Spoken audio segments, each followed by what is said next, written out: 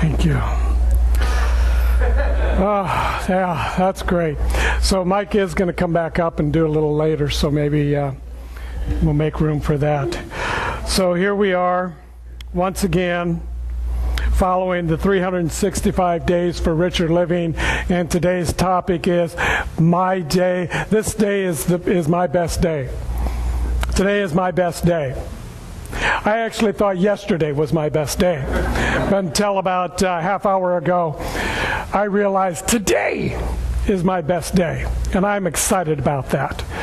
We spent the practitioners yesterday up in the Idlewild on our retreat, and we had a most extraordinary experience. And one of the processes that we did is that we begin the day with some roses. And we pulled the petals off of the rose in order to symbolize the releasing and the letting go. And at the end of the day, we blessed these petals. They sat on the altar that we created all day long, and at the end of the day we blessed the petals in a process and collected them all back up. And Paul, if you would, I have brought these forth for you today. I would like you to pick a petal. Choose a petal. And as you're choosing that, I would like you to listen to the words of this prayer that was said yesterday. To you, the individual, divine grace lives in your life. You live as a beholder of the glory of God on earth. It is the glory of God that appears as your soul, mind, and body. It is the glory of God that appears as fruitage, harmony, success, and abundance in your life.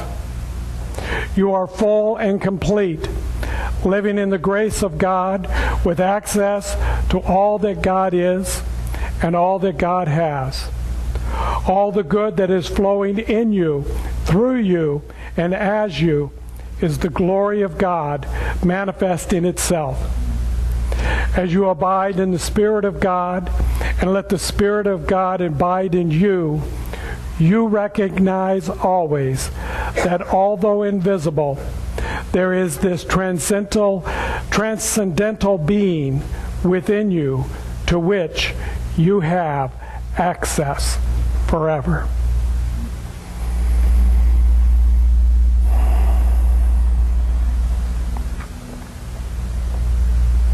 So in whatever way is right and appropriate for you, I would like you to take that petal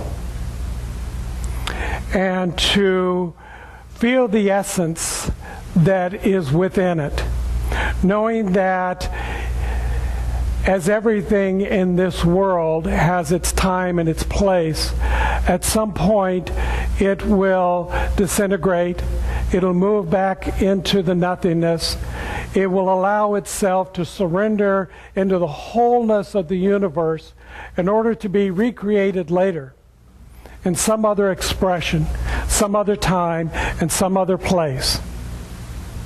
So put into that petal your intention of where it is that you believe that your life is heading, the destiny in which you want to achieve and desire, the love that you want to give and receive, knowing that everything that's in this physical world has its time and its place, but that each of us is already whole, perfect, and complete, and the essence of the I Am that lives and dwells as us in our individualized personality.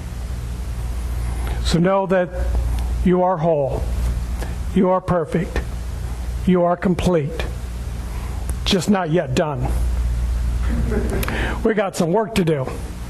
We have some play and some activity and some, things in life to create and move in. We have some more days to experience. And even though I realized that yesterday in the experience that I was having, that was my best day already, and I'm just not even halfway into the day, and I realized, no, today is my best day. And tomorrow's yet to be. Tomorrow's going to be something even more incredible. So this book that we've been using, 365 Days for Richer Living, it's falling apart. I've got a large clip here. This is the best day of my life. From Emerson, the genius of man is a continuation of the power that made him and that has not done making him, her, it. In Emerson's time, they didn't use those phrases, but today, as the state of New York has already proven, we can be together in this family as one. And I was impressed with the idea that they were willing to step up and say, and you know, it's really okay. If a particular specific church, denomination, religion doesn't want to buy into that, then we don't have to go after them. We can stay out of their business as long as they stay out of mine. I'm okay with that. I believe that we are about choice, not about restricting somebody, not about limiting somebody. I think that we are about choice, and I'm willing to allow you to have your choice. And I'm encouraging you, when you make your choice, to make it wisely, to consider the choice that you're making, to be thoughtful about what you're about to say or do, or the activity that you're about to engage in. Because so often, we just jump in with both feet. And then we like to play this game of, well, you know, it's easier to ask forgiveness than it is to ask for permission. So we step into somebody's life, we stomp on their toes, and then we say, I'm sorry.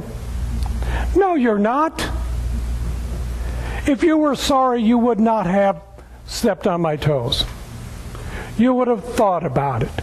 You would have been a little bit more conscious. This is what we're about in the Center for Spiritual Living. Creating consciousness. Stepping into an awareness that even though I am part of that oneness, that I am not the only part of that which is one. That it takes all of us in order to bring forth the complete picture of something that we define as God. And truly, we can't define God because it's unlimited, eternal, immortal, absolute. How could we possibly think that our language, that our words, that our concept, that our experience can even come close to what that is? And yet yesterday, as the practitioners were gathering together in a spiritual retreat, they began to bring into the essence of where we were and what we were doing, that wholeness, that interconnectedness, that we are all one. And so, you know, I acknowledge Robert for taking the lead in creating this workshop, this retreat, to bring us into this place of divine sacredness. I acknowledge Laz, because as a rebirther, he brought us through an experience of breathing in the divine. And there's some power in that. There is power in the breath. There's a power in breathing. Think about it. You can't live without breathing. Do you consciously think